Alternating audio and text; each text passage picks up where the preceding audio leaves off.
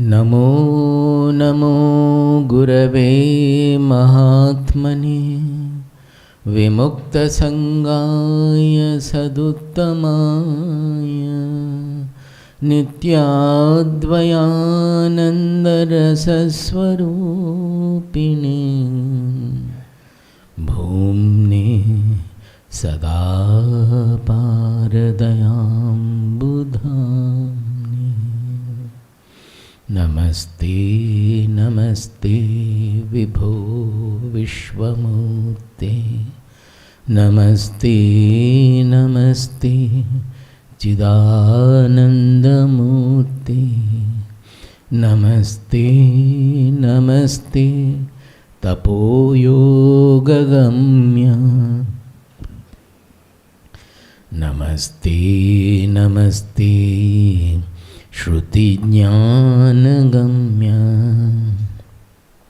Swarajya Samrajya Vibhutiresha Bhavat Kripa Shri Mahima Prasadat Prapta Maya Shri Gurave Mahatmani Namo Namastestu Punarnamostu Namo Namastestu Punarnamostu Namo Namastestu Punarnamostu Namastasmai Sadaikasmai Kasmai Chinmahase Namaha Yadetad Vishwarupena Rajate Guru Rajate Yadetad Vishwarupena Rajate Guru Rajate. Hari. That's it. Shanti Mantra. Om Sahana Bhavatu. Om Sahana Bhavatu. Sahanau Bhunaktu. Sahanau Bhunaktu. Sahaviryam Karavavahai. Sahaviryam Karavavahai. Tejasvinavadhitamastu. Tejasvinavadhitamastu. Ma vidvishavahai. Ma vidvishavahai. Om Shanti Shanti Shanti. Om Shanti Shanti Shanti. See, when Namrata was saying that, although we have heard it and many of us know the shlokas of Bhaja Govindam, but when Swamiji was chanting, it came with altogether different impact. That is what is said by Tejasvi now adhitamastu. There is a difference in just chanting and living that what we are chanting. So anything, any knowledge, when it is spoken by a person who is living the knowledge, then it becomes really powerful. So even when we chant, if the full meaning and the bhava, they are in our mind, we generate that bhava, that meaning. Meaning and bhava are different. Meaning we know by our memory and intelligence, but the bhava means we have an emotional association with that. We may say infinite.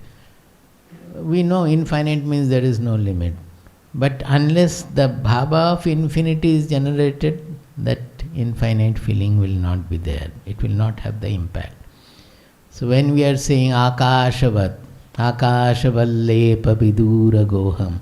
If we think about it and generate that bhava, that like the space, I am untainted. Even if there is a nuclear explosion, air may get polluted, but nothing happens to me because I am like the space. So in saying that, we have to generate that bhava. That is why they say that Vishnu, you from his feet you think of his smile. When you think of anybody's smile, what will happen to you?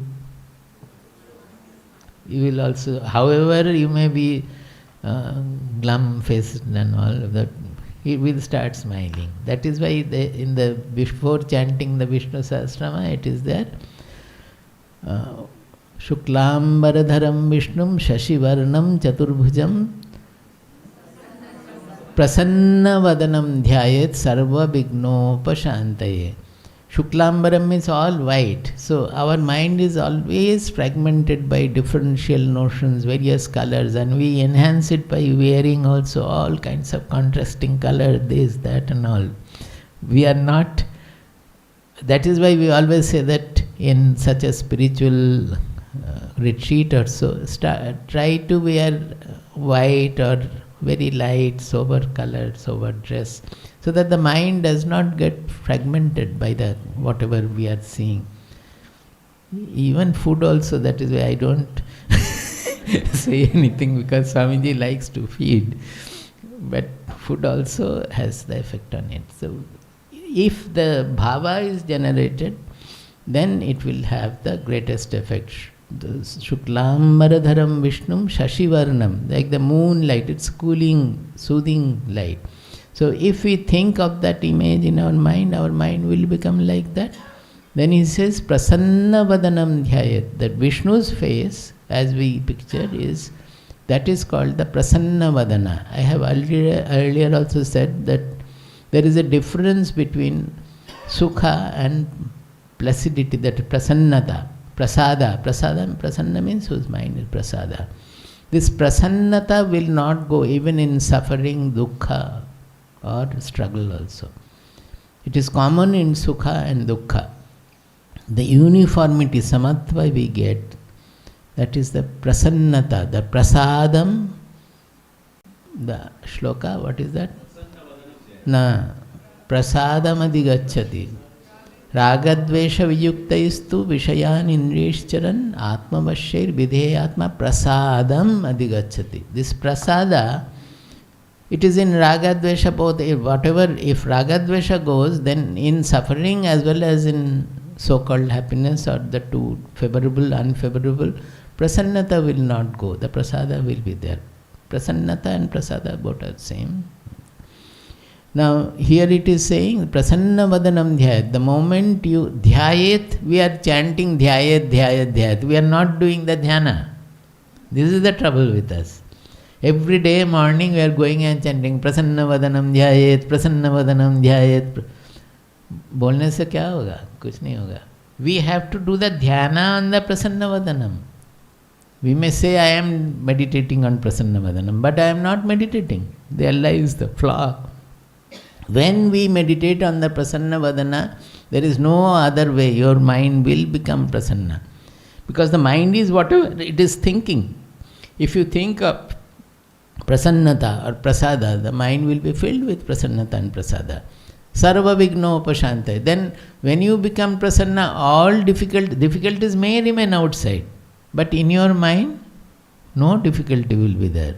Because that is contradictory to Prasada. To Prasannata. When the Prasannata dawns, however difficult circumstance you are in, inside the mind there would be no difficulty at all. And when the mind is like that, outside difficulties also will go mostly. That is the best state of the mind, when outside circumstances also will be best arranged. Such a mind will have the influence on the circumstance.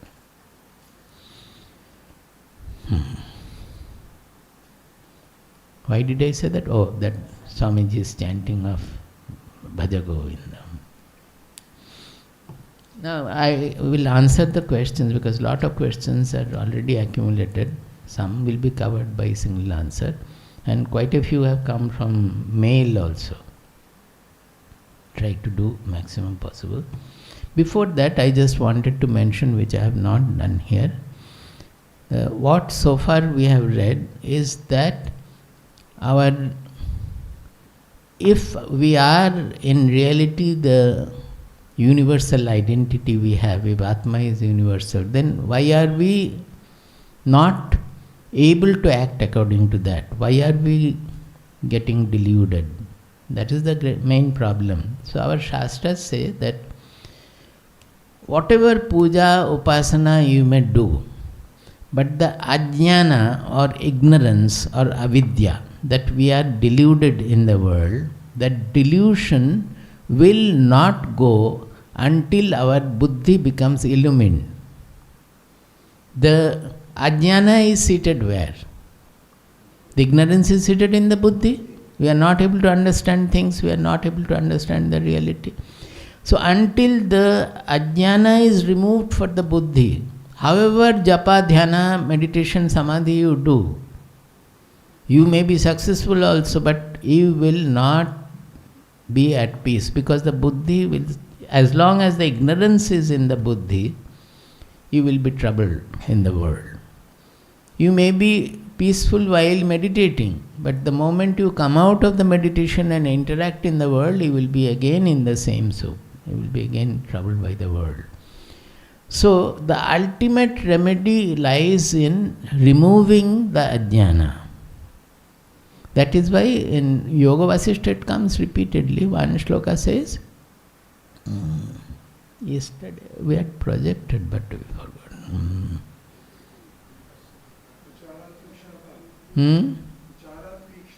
Vichara tikshnatamethya dhihi pashyati param padam dirgha samsara rogasya vicharo hi mahaushadham.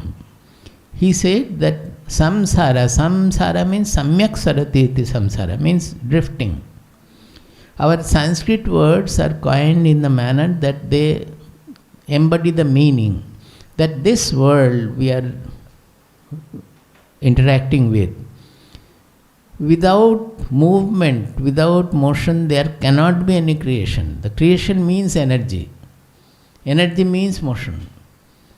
So the very fundamental basis of this created world is, it is fleeting, it is moving, it is always changing. But not remembering that, we try to hold on to many things, that as if it will be permanently there. And there we get deluded, we suffer. So he says, dirgha samsara rogasya. That means this samsara, we say, samyak saratiti samsara, this delusion of the fleeting world, it is the fundamental disease that we suffer from. And it is dirgha, means it is anadi. When it started, we don't know. But it is not ananta. Anadi and ananta. Anadi means which, when it started, there is no starting point. Ananta means when there is no ending point. In this case, there is an anta. By the knowledge, it gets solved. The roga, samsara roga will go when we are enlightened. So it is not ananta, but it is anadi, because when it started, nobody can say. It's we are born with this ajnana. So the first line says, Vichara tikshnatamethya dhihi pashyati param padam. That what are we doing by this vichara, this introspection? Vichara means introspection. We are constantly, by thinking, trying to understand where is the delusion and where lies the truth. By doing, it is actually a process which is transforming our buddhi, also mind along with that, which is purifying the buddhi, making the buddhi subtle, sharp, and as much as we do, so much will be the transformation in the buddhi. So finally, it is not that one fine morning we get up and see that, oh, here is the soul I have discovered today. It is not like that. The buddhi undergoes a change By that, the reality dawns in the buddhi. When the buddhi becomes absolutely clear about this, nobody has to say that, well, he will say that the Shastras, what the Shastras have said, what my Guru said, they are all absolutely true. So far I was deluded by, I think now that I would have also said like this. That is, it is not a second-hand knowledge. The buddhi becomes so confirmed with its understanding that you will feel that whatever the rishis have said, I would have also said it. This is called the first-hand knowledge. That means initially we are reading from the Shastras, hearing from the others, and we are knowing, oh, it is this, Atma is like this, Atma is like that, the Brahman is like this. These are all theoretical. By purifying the buddhi, when the reality dawns in the buddhi, then it is no longer a theoretical knowledge. It becomes realized knowledge. That means it becomes our first-hand knowledge. We also feel that, yes, this is what is true. Even if the Shastras said otherwise also, I would not have accepted like that. Or maybe what the Shastras are saying, I have not understood, let me try. But your conviction will be fully there. You will further confirmed by the Shastras and the Guru. Now, this ignorance, since it is occupying our buddhi and creating all the trouble, our Shastras say that how it is formed. They said this ignorance or avidya or ajnana, it has got two forces. They compare with the two vishadanta of the serpent, like the dual, what do you call, the teeth, the poisonous teeth of the snake, fangs of the snake. They are avarana and vikshepa. Avarana means covering up, and vikshepa means distracting, scattering. So what is the avarana? That avarana Shakti is making us forget our real identity.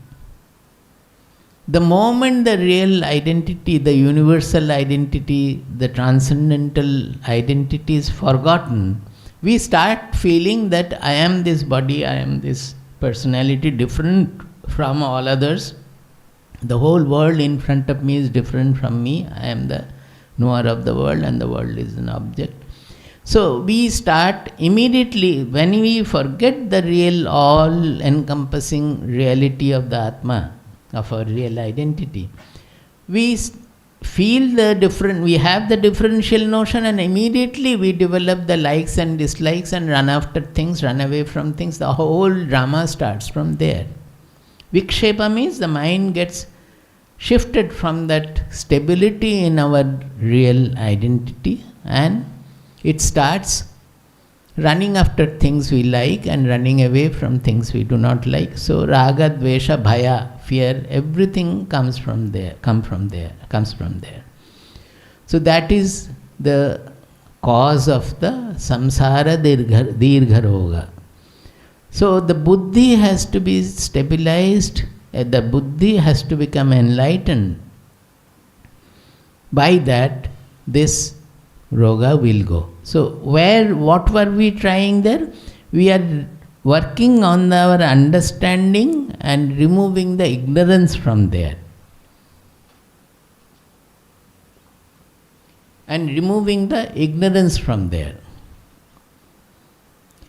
But one can say that, but Swamiji, most of us, we have never had the understanding or the realization of our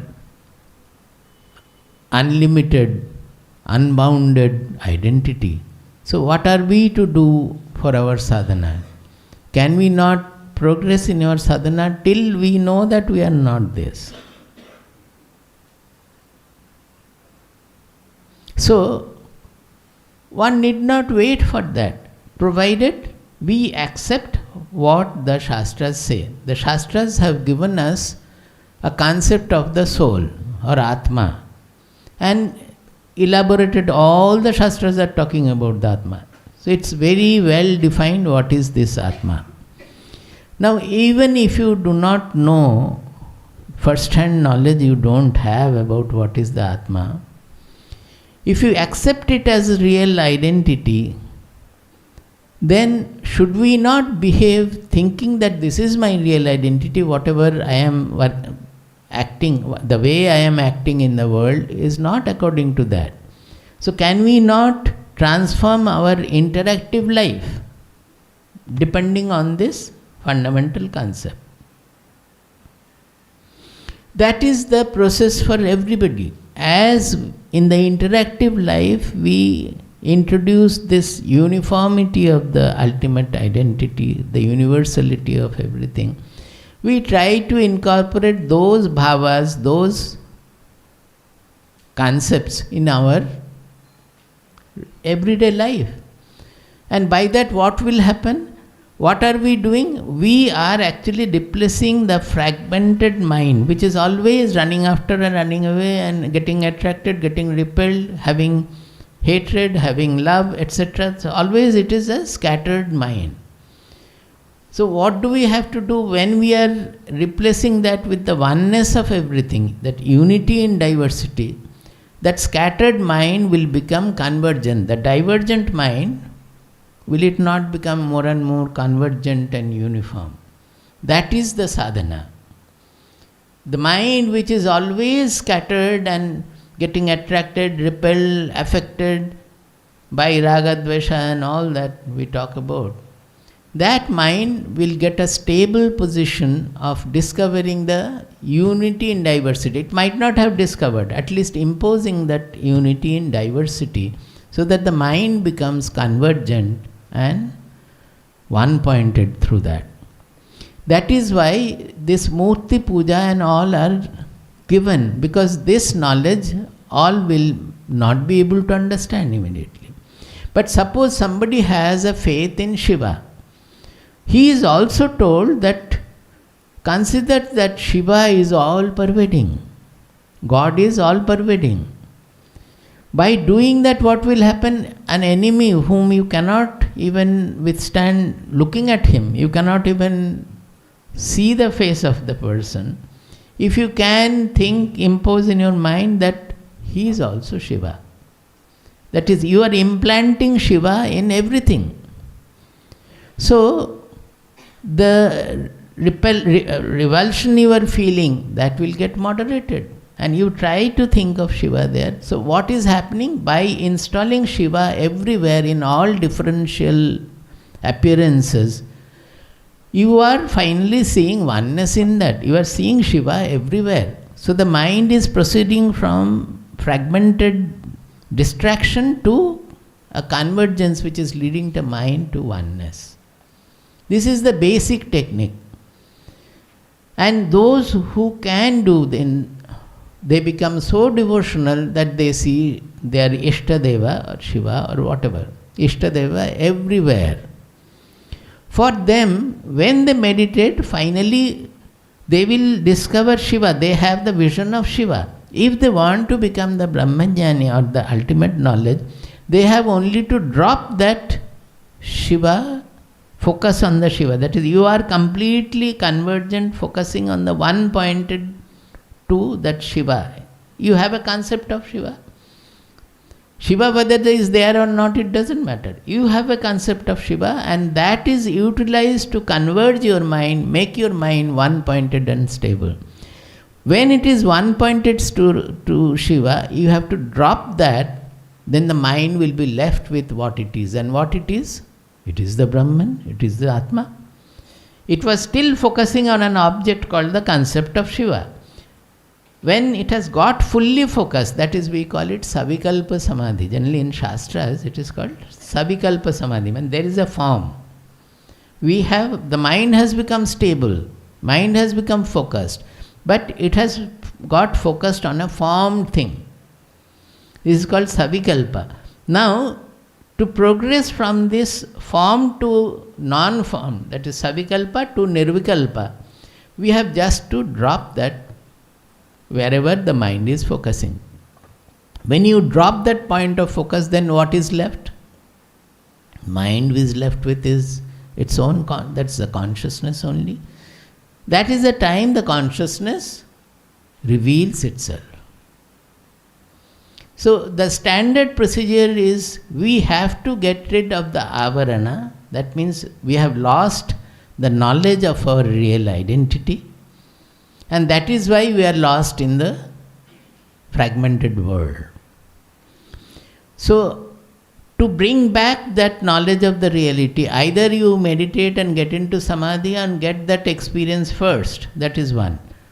Or together you read the Shastras, do manana and constantly interact with the concept of the soul and get focused to that.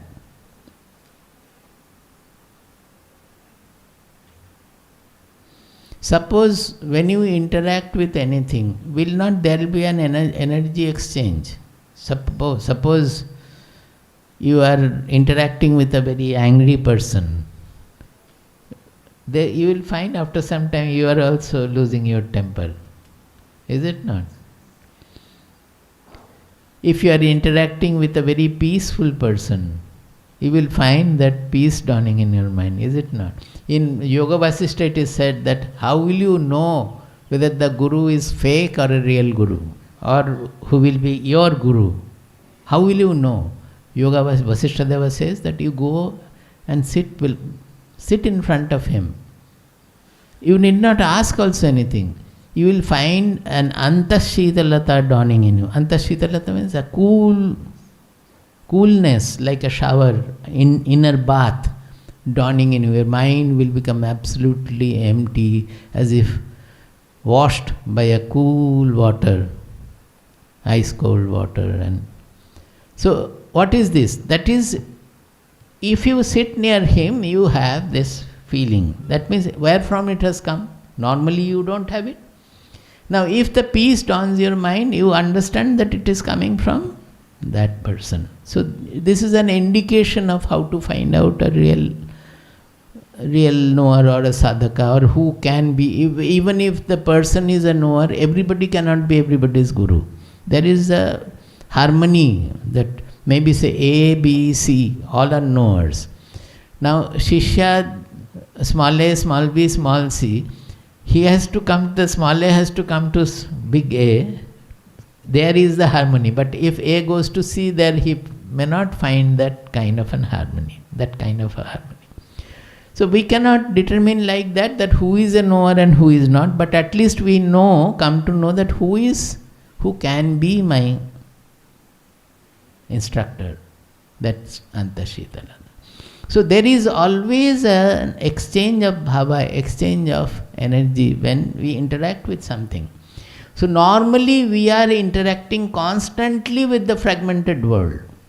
All kinds of differences, varieties, contrast and all that. By constantly interacting with the fragmented world, our mind becomes fragmented.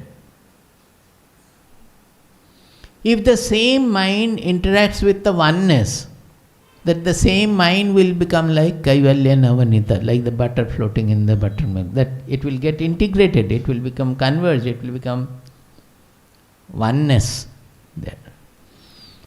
So, suppose even if the Atma was not there, it is there, but I am saying even if you consider that there is nothing called Atma, it doesn't matter at all. Shastras have given us a concept of the Atma, which is the unity, the one truth behind all this differential, fragmented world. Now, if we interact with the concept of the Atma repeatedly, what is the Atma? Which is unaffected, untainted, undivided, not having janma, mrityu, parivartana, nothing is there. It is the revealer of everything. It does not get affected by what it is revealed. It may reveal a criminal, it may as well reveal a saint, but by that the Atma doesn't get affected at all. Now, all these concepts, if you constantly think and meditate on it, manana, you do on that, by that interaction, what will happen to your mind, you tell me? Mind will start becoming Atma. Whatever we are saying about the concept of the Atma is there. And what you are doing, you are constantly reading about Atma, listening about Atma, thinking about Atma. By doing it more and more, your mind becomes Atma. Actually, Atma never changes. Atma is absolutely unchangeable. It is just the consciousness. There cannot be any change. It is not an object also that it will change and we will know the change. But what happens is that our mind undergoes the change. Our buddhi undergoes the change. And finally, the mind becomes the Atma. That is why it is called that the Shuddha mind, the pure mind itself is the soul. You will find in Ramakrishna Dev's statements also, in everywhere you will find. The Shuddha Mana, that means the pure mind itself is the Atma. And how are we attaining that Shuddha mind? By constantly interacting with the concept of the Atma. Now I think you have understood that when I am saying that even if Atma is not there, we can create the Atma, we can make our mind Atma by interacting with the concept of the Atma. Am I becoming a little too technical, difficult understanding? So by interacting with the concept of the Atma more and more, we become closer and closer to the Atma, become the Atma.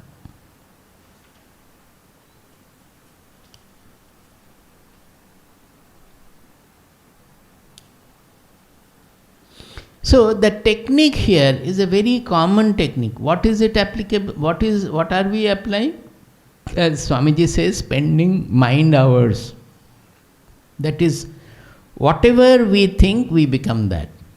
Wherever we spend mind hours, suppose you constantly throughout the day you are blaming your mother-in-law or daughter-in-law, or anybody, friend. So you are constantly throughout the day you are blaming somebody. When you blame somebody, you must be thinking about some defect in that person, is it not? The whole thing is not a good thing, it is a defect. By constantly thinking about the defect, you will incur that defect. That defect will occupy you and your mind will imbibe that defect. But if you constantly think of, even if he is his enemy, any person will have some good quality and bad qualities. There is no person who has no good quality and no bad quality. So if you think about the good qualities of even your enemy, by thinking about it, your mind will imbibe those good qualities. So this is the very simple standard technique which we are applying here. That rather than spending mind hours on the fragmented world of likes and dislikes, spend mind hours on Atma, which is ever unaffected, untainted, unchanging, immortal. By that, your mind becomes like that. And that is the real experiential Atma we have, because we can experience our mind. When the mind takes the form of the Atma, we understand that, we feel that. The same thing Bhagavad Gita is talking about in Shloka 2. I have a very bad habit of confusing all pages here and there. So while I was going through, I marked some by the side, but while looking for it, I don't get them. That is my basic trouble of not being very, I am impatient perhaps. See, dhyayato vishayan pumsaha sangasteshu upajayate. What is the 2 point? You tell me the number. 2.62.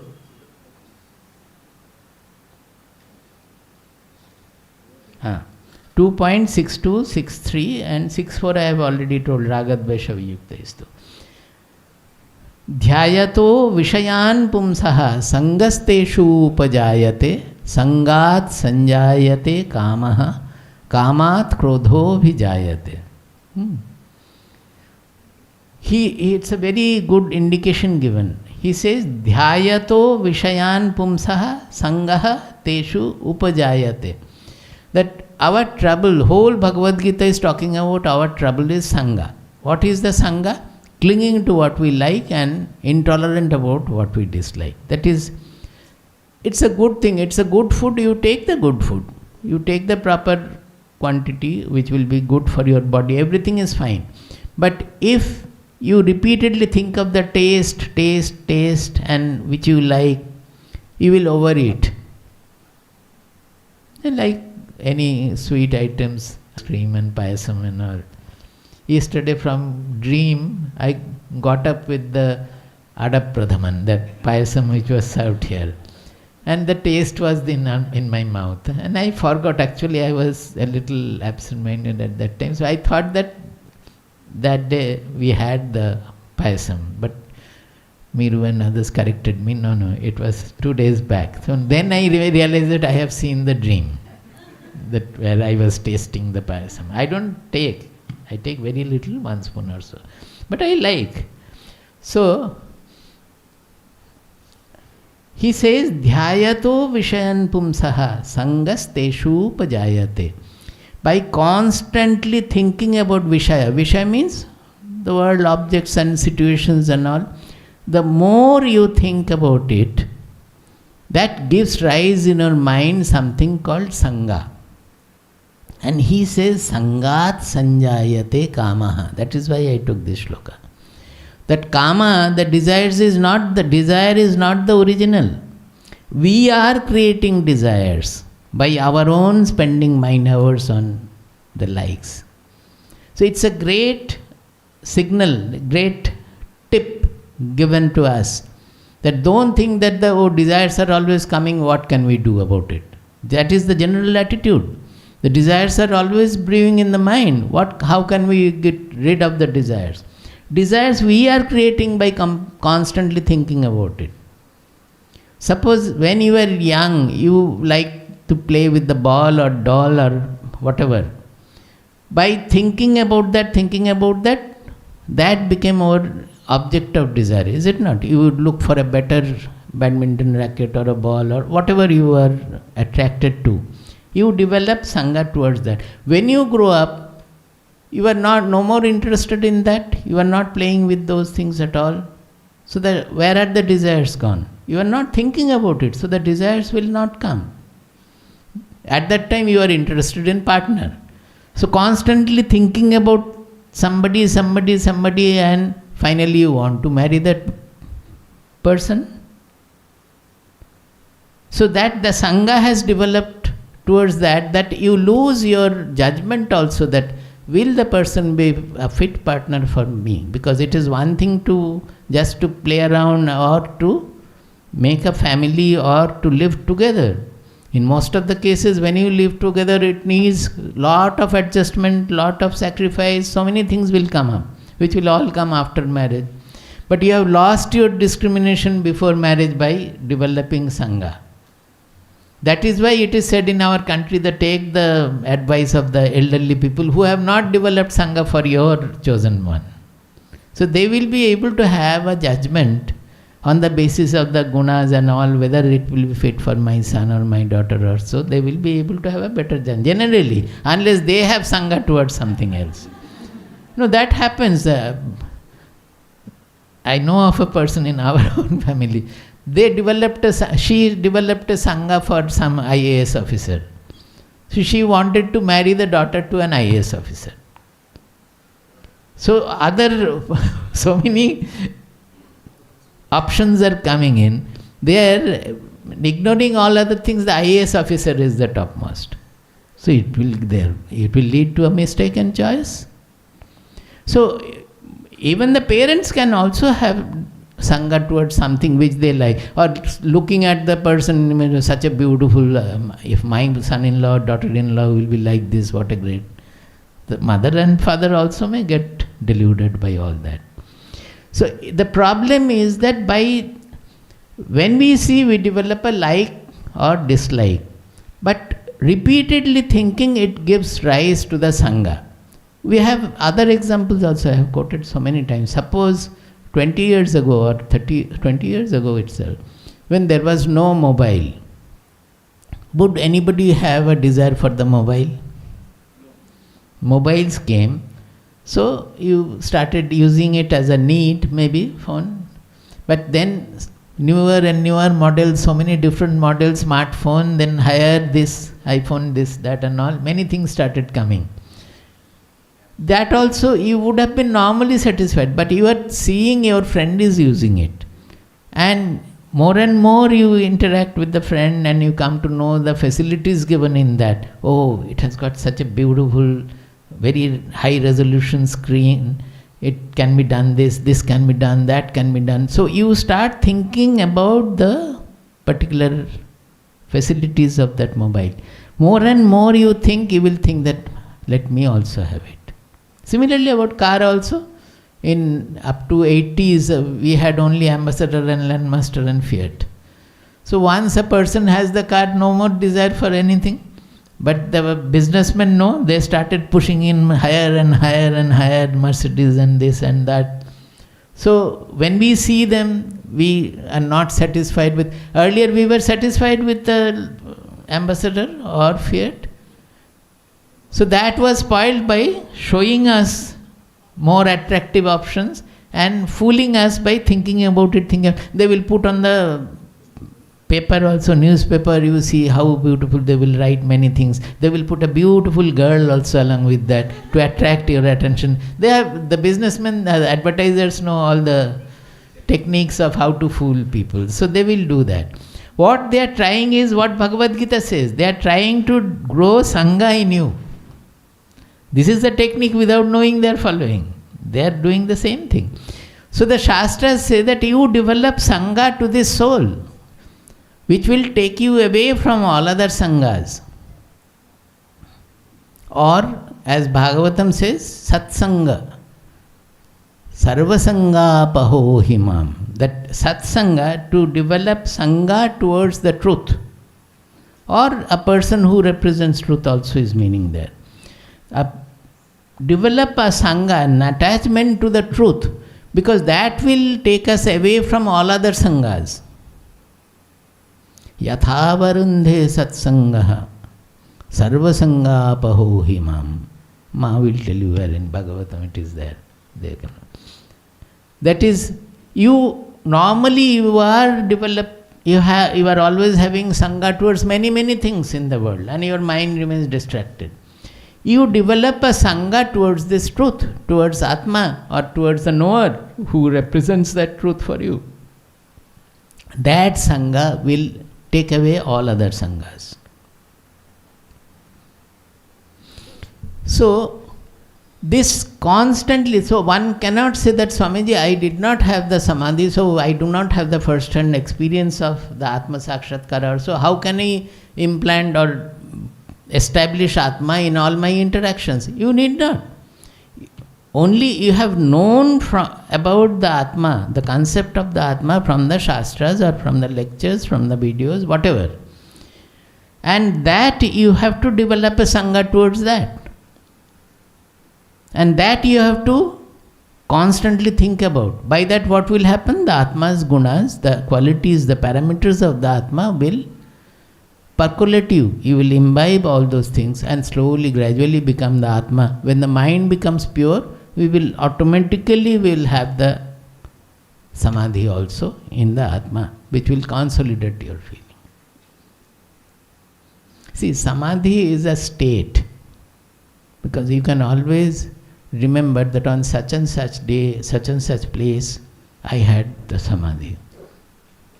As we say that Ramakrishna Dev had Nirvikalpa Samadhi in the Panchavati when Totapuri was there. So it is a time-limited, space-limited state we can point out. But knowledge is not like that. It is a constantly purifying, evolving, consolidating of. Finally what happens? Ya nisha sarva bhutanam tasyam jagati samyami yasyam jagrati bhutani sa nisha pashyato mune. The whole life becomes inverted. That is, whatever is day for others becomes night for you. You are no more interested in that. So it is night for you. And whatever is night for others, they are not seeing the Atma, they are not seeing, they don't have the the feeling of the consciousness, they are not able to identify that. That becomes your main stay.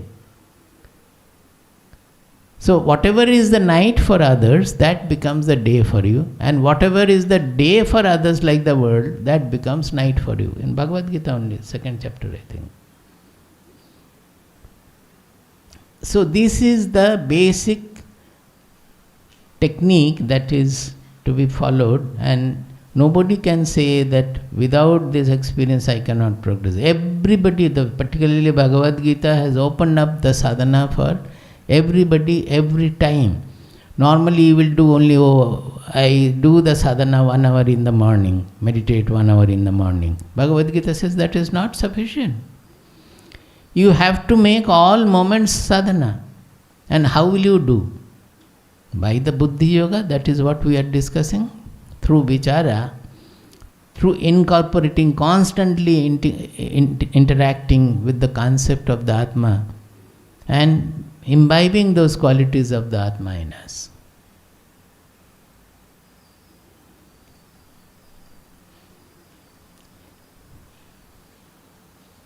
In Bhagavad Gita 2.47 shloka, the phrase Ma karma phala hetur bhuhu says that the results of the action should not be the motivation for doing work. Here also, does it mean the subjective results? Bhagavad Gita, wherever he has mentioned the karma phala, it is a phala of the karma. They have never mentioned about the objective result. Bhagavad Gita is not concerned about the objective result. So, we become the hetu for that. That means in our mind, that karma phala becomes the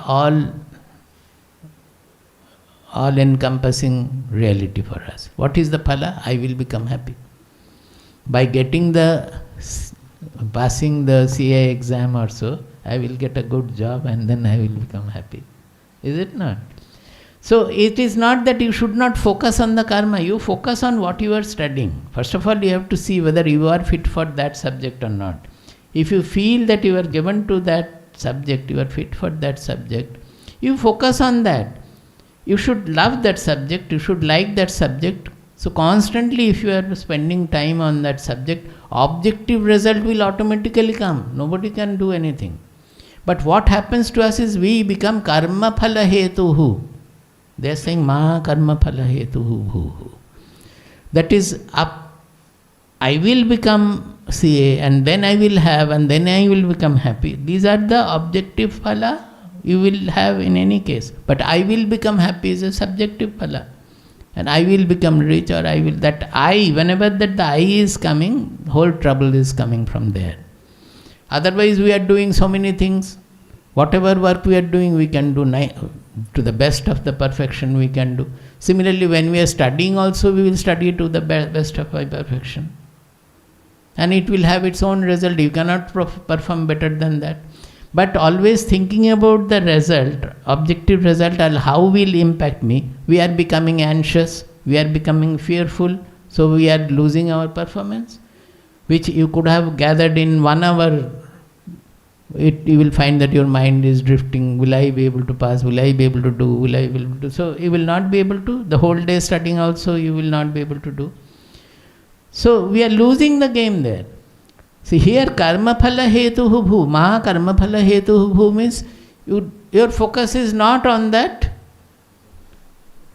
I will become happy. That has to be renounced. Focus should be on the karma, on the work. What you are doing, what is the ultimate result of that, that result should be always considered and you should try to achieve that result best. That is the way. How do I evaluate my progress while doing sadhana? This sadhana, what do you mean? Are you talking about the meditative sadhana or general whole life is sadhana? Not the only meditative. Naturally, in that case, evaluate my progress means what is the sadhana? Yesterday also I said that expansion is the goal. So, by whatever we are doing, working and all, am I becoming more and more constricted, fragmented, or I am becoming more and more unaffected, uniform, all-embracing? So that often Swamiji says, unaffectedness is the test of spirituality. It's true. Because what is the soul? The parakashta, parakashta means the pinnacle. Why it is called parakashta? In running or sports, you put a log, kashta, you put a kashta, that you can go up to that. Beyond that, you need not. Parakashta means the supreme log. So, anywhere we say pinnacle, we say parakashta. So, the ultimate, what did I say? I forgot.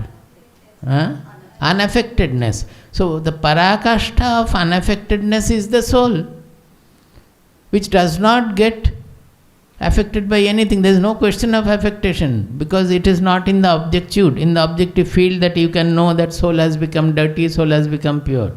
It's not that. Soul is what? I am.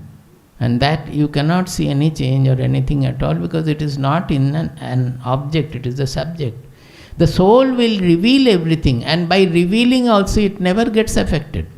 If it reveals a garbage, soul doesn't get petrified by revealing a garbage. If it reveals a rose, beautiful rose, the soul does not become more beautiful by revealing a rose. It's only just revealing. It is consciousness, that knowingness. It doesn't have any quality at all. It cannot be described also, because it is not in the objective field. It is what I am. So,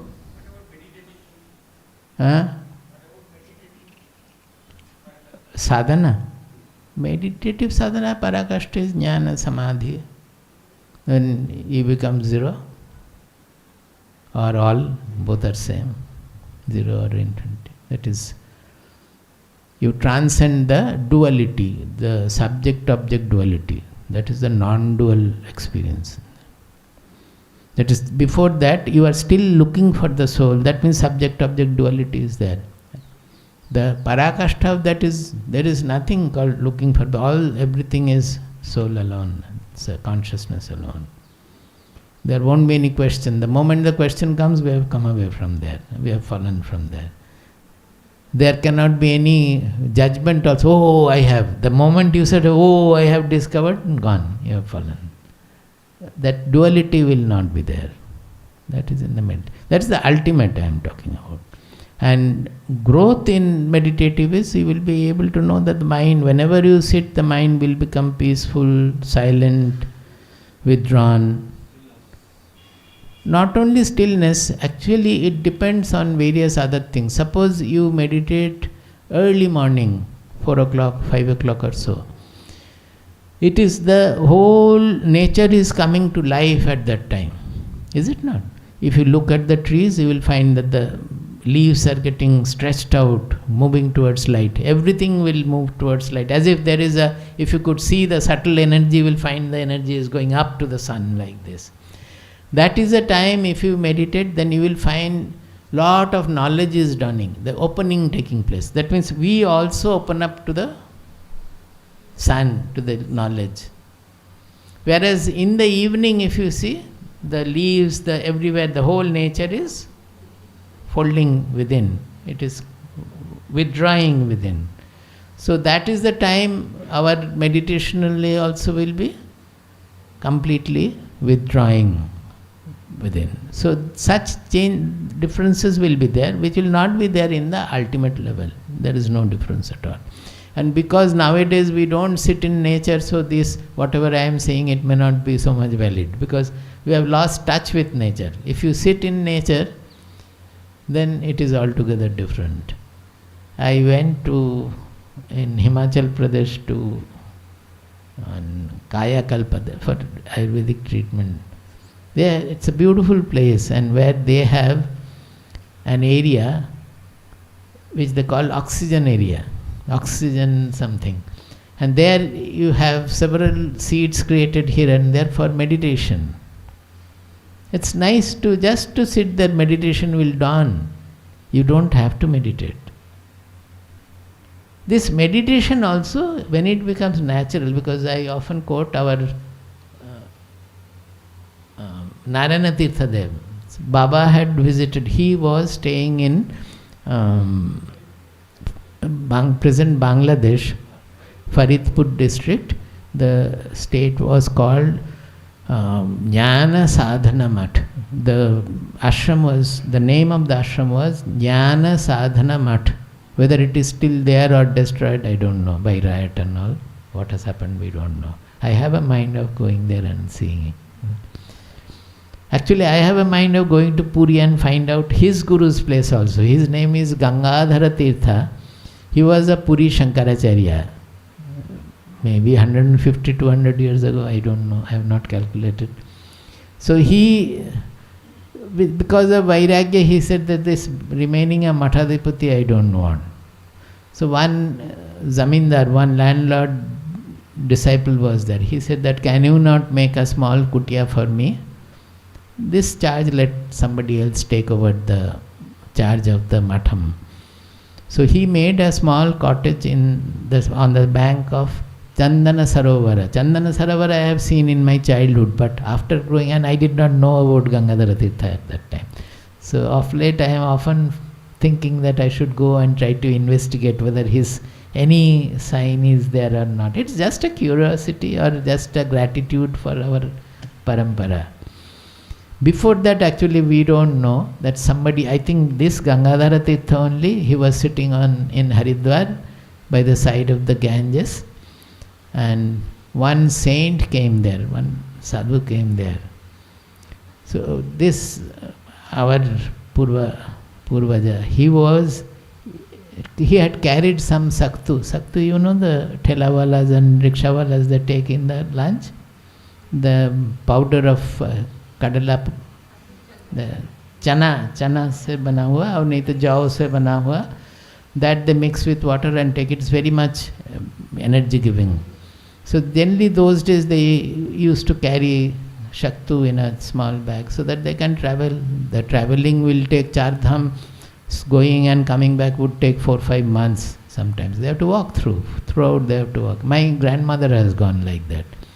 She used to vanish for 5-6 months, going to like this, coming back, and then again appear in our father's house. So he was sitting and about to eat some shaktu. So he found the saint standing there. So he offered him also, would you mind taking a little bit? So he offered to him and then he took. So after taking that, that saint said that, you have given me food. I would like to give you something. You have given me food, so out of gratitude I would like to give you something. So both of them sat on the bank of Ganges, and then whatever happened between them, that up to that we know, before that we don't know. That most probably, and that also data, everything is from Narayana Tirtha onwards we have proper data written by, because his Shishya opened an ashram in Banaras that Tiwariji and many others have visited. Swamiji, I have not yet visited. So there they had published some books about the life of Narayana Tirtha Deva and all those things we know. But before that, Gangadhara Tirtha story only we know what was related to Narayana Tirtha Deva. That part we know. Before that we don't know, but Baba had told some certain things. I mean some stories which we are assuming that it must be with that. Before that we don't know anything. Why did I tell all these things? Huh? Samadhi. Sorry, main word I have not said. So Baba had visited his ashram, Jnana Sadhana Mat in Faridpur, and there in the satsang he used to sit at the back bench sort of a thing and write down whatever he was saying. So there he mentioned that dhyan korte hai na re, dhyan hoy. That means one does not have to meditate. the real meditation dawns. You don't have to meditate. And that is true of our lineage also. After initiation, the meditation just dawns. We don't have to really effortfully meditate. If you put effort, then rather it will be delayed. But otherwise, it will simply dawn and overwhelm you. So, why did I say about dhyana also? Oh, you asked that what is the meditative progress. So, meditative progress is you don't have to be effortful. Whenever you sit, the whole thing like a ghost will overwhelm you. And you will get lost in that. In this, lot of surrender is necessary. We resist the natural unfoldment by our own concepts, our own desires. That we have a concept of a self something and we want to become. So is it this, is it that? So this is also a desire which is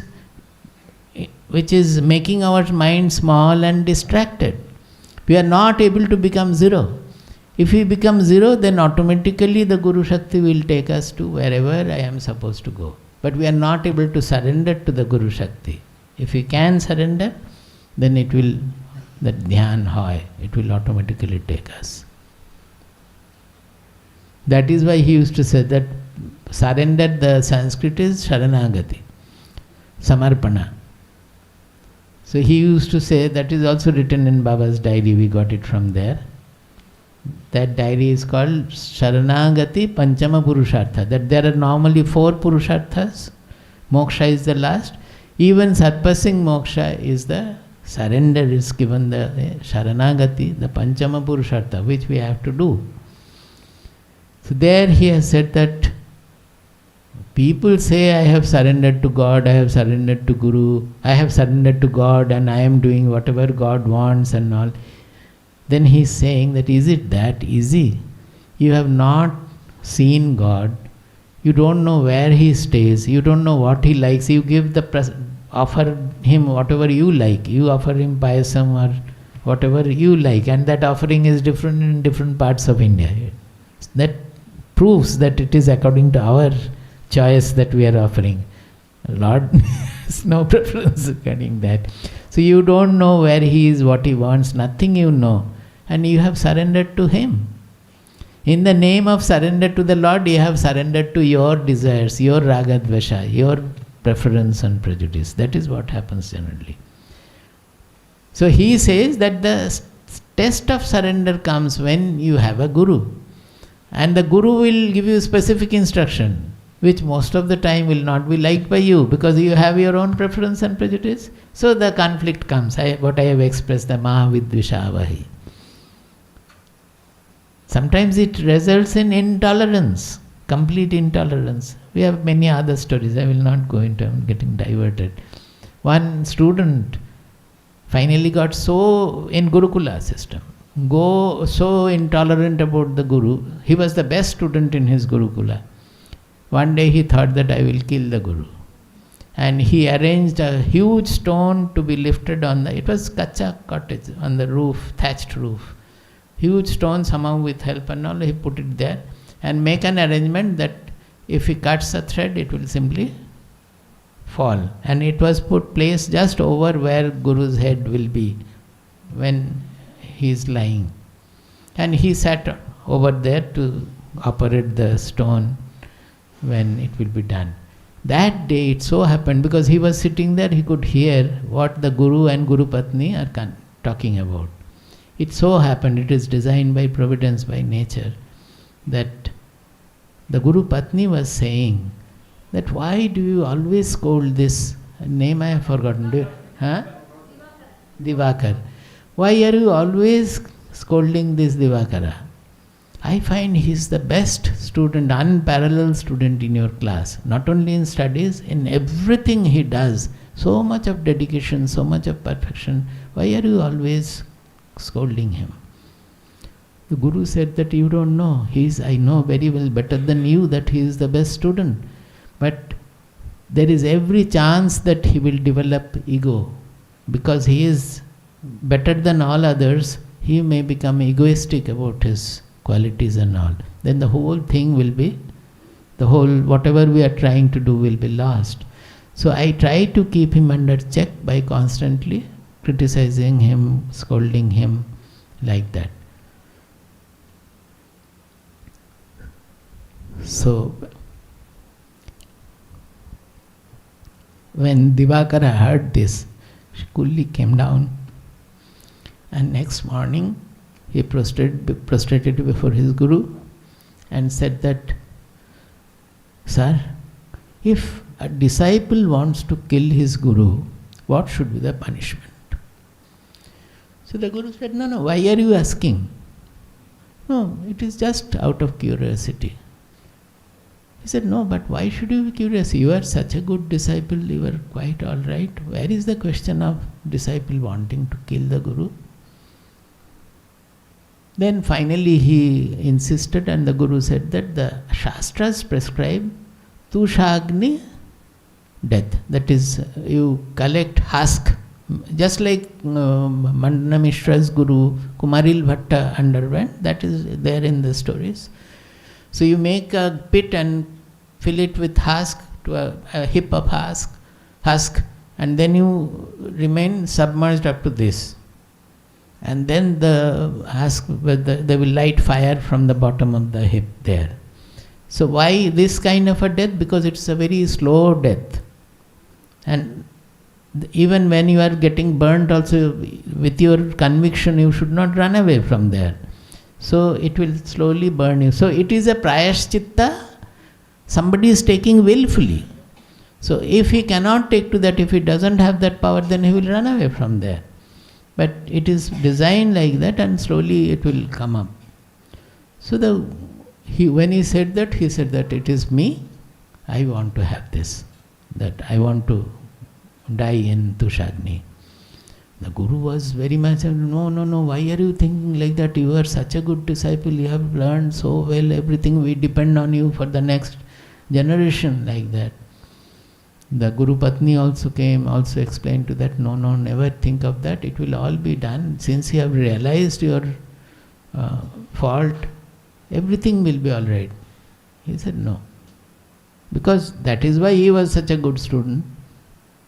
So it was done, and they lighted the fire, and slowly the Tushagni was coming. That was the time he has written a poem. So he not written, he was reciting, and the other his co-students, they have written down. So it is an unfinished poem. It's called Sri Krishna something, Karunamrita, like something like that. Swamiji will know perhaps. So when it came to the throat, he could not speak anymore. So it is unfinished, remaining unfinished up to that point. Sri Krishna Vilasam or something is the name. That unfinished poem is available. Why did I say this? I told you that I will not tell the story because we are getting deviated, but it is to know, it is nice. Ma vidvishavahai, that may we not develop intolerance. There should not be any intolerance and hatred between the teacher and the student. That's a prayer. It is because of this. In Kumaril Bhatta's case, that was the time when Buddhism was ruling the whole India. So to defeat that, those were days of honesty. So anybody who wants to establish their superiority, that will be a debate. And you have to win over, then whoever wins, just like Shankaracharya and Mandana Mishra, you know very well that Mandana Mishra got defeated and he took to sannyasa, followed him, who is Sureshwaracharya, the one of the four disciples. So this Kumaril Bhatta, he took initiation from one Buddhist, the highest Buddhist guru of that time, and learned the whole Buddhist philosophy from the topmost guru of that era. And he was a great scholar also, so easily he could take everything. Now, after knowing the whole Buddhist philosophy, how their logic and how it stands, he could defeat all the Buddhists by establishing Vedanta. not Vedanta or Vedas, so to say, because he was not a Vedantin something. The detail I don't know. So he defeated the Buddhist guru, and then his purpose was over. Then he said that I have flouted the fundamental principle of Guru Shishya Parampara. I have covered up, I have not openly disclosed my intention when I embraced the Guru's name, I have forgotten him as the Guru, that my purpose was to defeat Buddhism.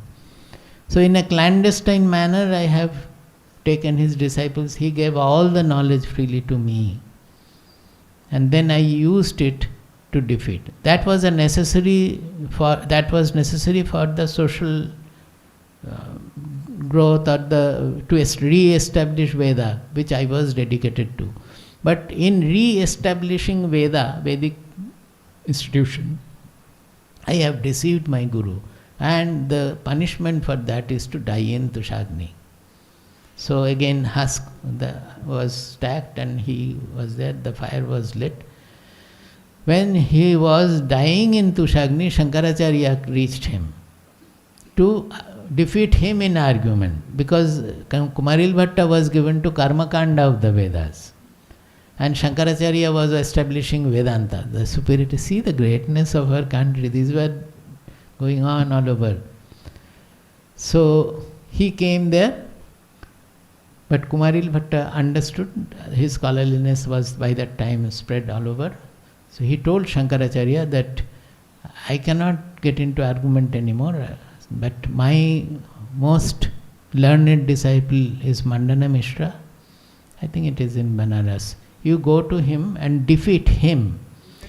Ujjain. Maybe. You defeat him, and that defeat you can consider as defeating me. That is, Kumaril Bhatta says that my best disciple you defeat, that will be equal to defeating me. Then Shankaracharya came to Mandana Mishra's house. And all of you know the story goes on. The best part of it is there. Who will judge? Both were great stalwart in the field. Who will judge? Mandana Mishra's wife, Ubhaya Bharati, she was also equally a scholar.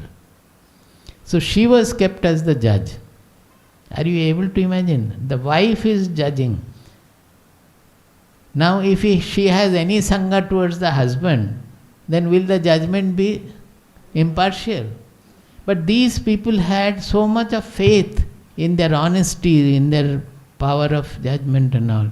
Both of them agreed that let Ubhaya Bharati become the judge. And what is the result? They went on, continued for days, nothing was happening, no solution was coming to. And Ubhaya Bharati had her household duties also. So she said that I will do one thing, I will put a flower garment on both neck, and on whose neck the garland becomes withered first, he will be taken to be defeated. Because it is not only a scholarly argument, but it has something to do with our own identity. If that full emotional support, everything is there, the flower will not wither. Whereas the other person, if it is not so, the flower it will wither. Very soon it was discovered that she came one morning and said that my husband has got defeated. Now they were honest about everything. If suppose the promise was that if suppose Shankaracharya gets defeated, then he had to come back to Garhastha life. Can you imagine? Such a sannyasin who has travelled all over India and created so much of Shastras, can he easily leave sannyasa and take to the Garhastha life again? But this was the condition. If I cannot prove the metal of what I am standing for, and cannot prove the superiority of what I am standing for, then I should leave it. That was their commitment. And if Mandana Mishra wins, then if Mandana Mishra loses, then he will have to take up sannyasa and follow Shankaracharya. You can understand the bearing on Ubhaya Bharati. What will happen to Ubhaya Bharati then? She will become a widow and alone. because her husband will go with Shankaracharya or anywhere as sannyasin. In spite of all that, Ubhay Bharati was given the judge's position. And finally, her husband died, husband lost, and Mandana Mishra became a sannyasin. But what happened is that when they were leaving, there are many stories, they contradict each other also. What we generally follow is the Ubhay Bharati also went with them, with the whole team of Shankaracharya's disciples. So Ubhay Bharati also went, and very soon she dropped her body. Many people say that the Sringeri Sharada Pitham is on Ubhay Bharati's memory or so. Those are there.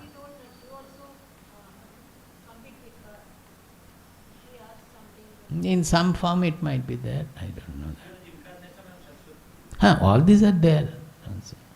Shankaracharya is believed to be incarnation of Shiva. Shiva Avatara.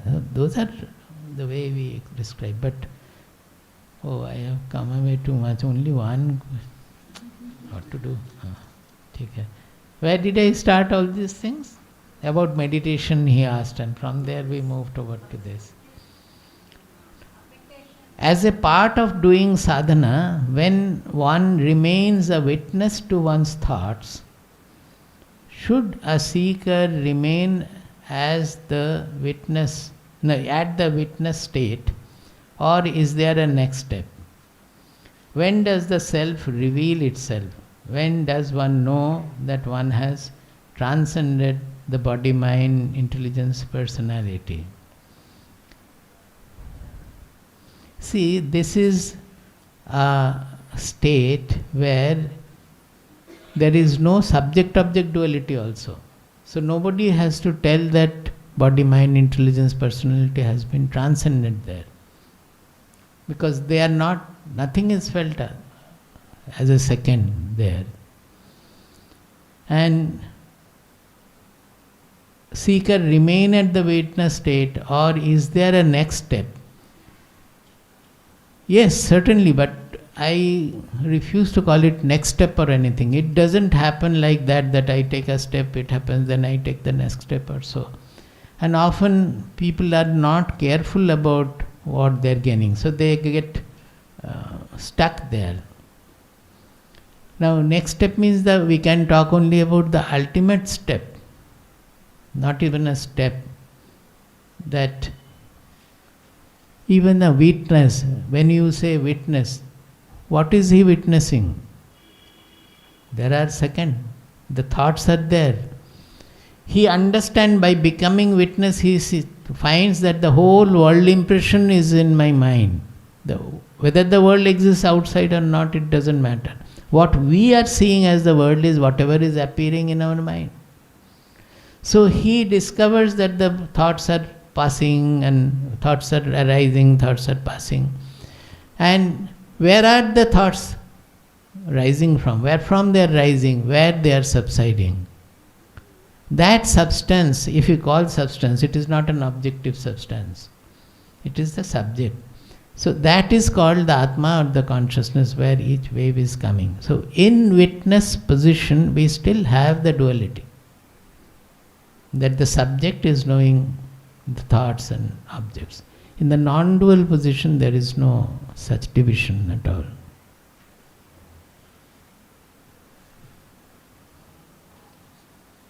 When does the self reveals itself? I have already said that when we forget everything, we surrender everything. But don't fall asleep, then the self reveals itself. And that is only the meditative revelation. But the realization, it depends on the knowledge. When we understand the whole world is only appearing in the self, appearing in the consciousness. There is nothing other than consciousness at all. Even when we say there is nothing other than consciousness, we will think that consciousness is something in the objective field. That is why it is said that no description, yato vacho nivartante aprapya manasasaha. Where the words come back, the mind comes back, not being able to describe what it is. So it is indescribable. All the descriptions we have to come down to the dual level, subject-object level, and then describe.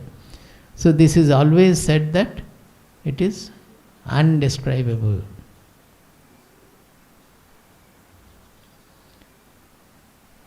Needed some clarification on awareness and consciousness. Is it the same or do they differ in the role? Definitely, but actually these English terms we are using. So where we are using, it depends on that. I am particularly, I have already explained yesterday, day before also, the awareness we are using for the reflected beam. The whatever is coming from the mirror, that is when the consciousness is expressing itself, or Atma or Brahman is expressing through a body-mind personality, with the association of a body-mind personality.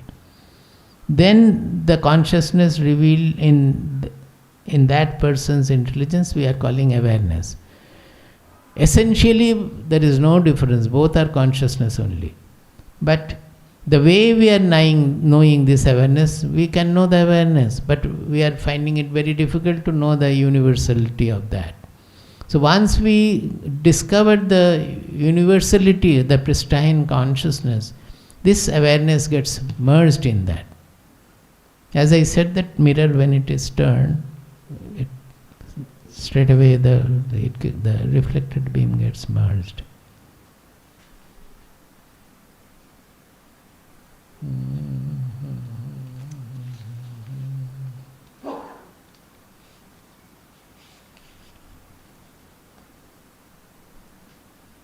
The ultimate goal of human life is to see God everywhere, and if consciousness is all pervading, and that even our mind be personal is all pervading, and that even our mind, something got cut in the scanning, personality is appearing. That is, our personality is also appearing in that consciousness, what you meant. Then, are not desires we have is also part of divinity. Why do we have to be freed of desires, even if they do not harm one and are of our for our personal growth? Now the first part is, yes, why desires? Everything, the whole world is consciousness alone. In the ultimate realization, the whole world is conscious. There is nothing other than consciousness. And again I caution you, this consciousnus is not to be found in the objectitude. You can know it only as I am, or amness of it. You cannot discover the consciousness in here, there, etc. But once you discover that I am that consciousness, and then you find that the whole world is appearing in that, just as in dream, then you understand that the whole world is nothing but consciousness. As it consolidates, it will naturally have some effect on your behavior. But you will never with the eyes see that they are all consciousness. That's a idea. Whatever differential notions, differential perceptions we have in the world, nothing will be changing. There will be some change, you will become much sharper observer, because the other cluttering desires and ambitions and all those will not be there. So whatever you see, you will be able to know much better. When people are talking, just seeing the people, you will understand their mind, what is the problem. So it is always said that a saint does not reply a question, but he replies the questioner. Because after all, the question is coming from the mind. And you have to take that mind to a state where he understands and absorbs that knowledge. So everything is consciousness, and that way everything, even the criminal also is consciousness. So a knower will never lose his divinity by seeing a criminal, or in the worst kind of a person also. But as long the desires are not harmful, you have to fulfill that also. In our Shastras, in our Dharma, the 4 Purusharthas are there. Purushartha means Purushasya. That means whatever we gain in life by applying our willpower. Purusha means Paurusha, that is our willpower. That is called Purushartha. Now, Dharma, Artha, Kama, Moksha. These are the 4 Purusharthas we have designed. Dharma, Artha, Kama. Desires are kama. So that is also Purushartha. That has to be fulfilled by our self-effort. So kama is not eliminated there. As long as we are living in the world, they are not asking us to become desireless. Nobody will be able to become desireless except a very rare few who are given to this. Otherwise it's not possible in the beginning. But we should know that is our aim. Because when we understand the futility of the desire, that desire is only spoiling the game. That desire is making our mind anxious, making our mind agitated, making our mind depressed or elated. All these things have to be avoided. So you won't quote the desires anymore. It is understanding that desires are redundant. When you have to do anything, if you have the capacity to do, and if that work is needed for the society, then without desire itself we will be able to do. Motivation will be to serve the society or to do whatever you can do. That is what the Noah does. Sarva bhuta hiterataha. They work for the welfare of everybody.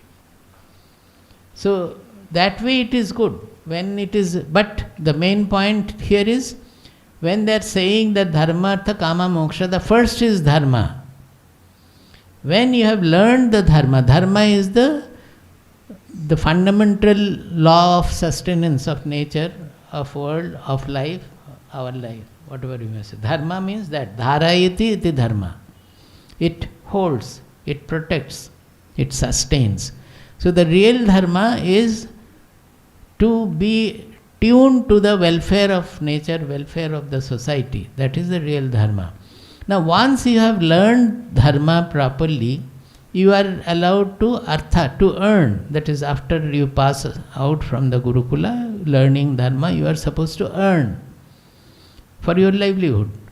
Now in earning, you cannot say that these four are segregated. I have learned dharma and now I will do all kind of stealthy manipulation in my earning. You have to earn depending on the dharma, whatever you have learned. It is a complete fourfold, it's integrated Purushartha. So once you have learned the dharma, you have to earn, remaining anchored in that dharma.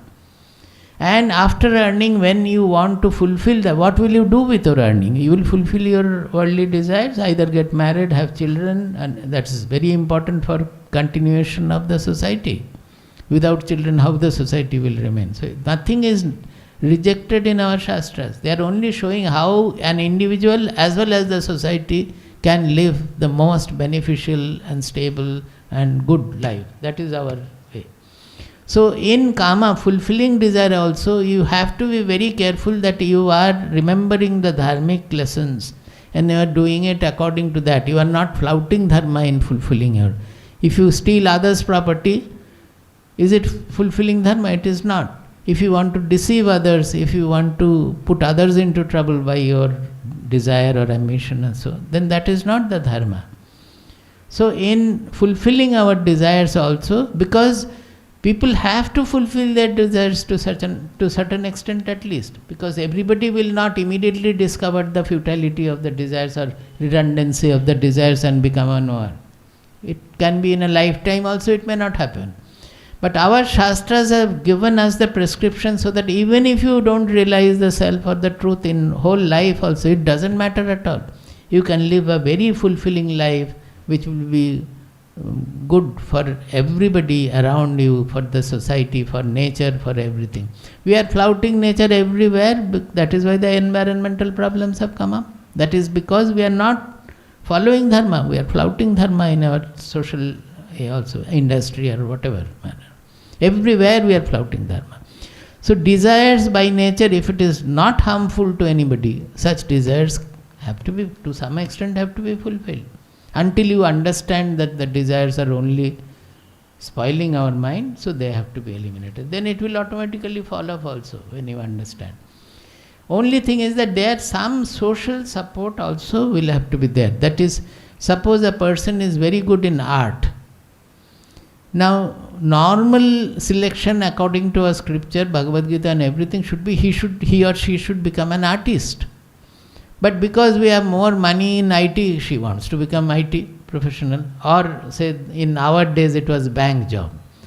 The best of the students who could have done so well in research, in my class also, most of them either joined the probationary officer bank, in a bank, or the IAS, administrative service. IAS is still better, their honesty and will be, their metal will be useful everywhere. A good person will be good everywhere. But the fact is that they took to that because of money, not because of their orientation or the gunas, so to say, swabhava. The swabhava is lost. Their swabhava, at least 2-3 I can remember, their swabhava is brahmana swabhava. They should have been given to teaching and research. If the teachers are not from the best people, how can the society grow? Leaving that, they became bank officer, doing the same work every day, doing. But some of them did very well in other. They started penalizing, looking into the removing the corruption and all. For that also, that became effective there. But the primary selection there, it was wrong. And our society doesn't allow, because in our days, our salary was so less in teaching profession that if you have you have to look after your parents or so, it was impossible. Because I did not have any burden. Oh, time is up. No? 10:15. Seldom I cross the time. It is interesting to me. To you, I don't know whether it is interesting. So tomorrow again I will take up the questions, but I will talk again on different topic.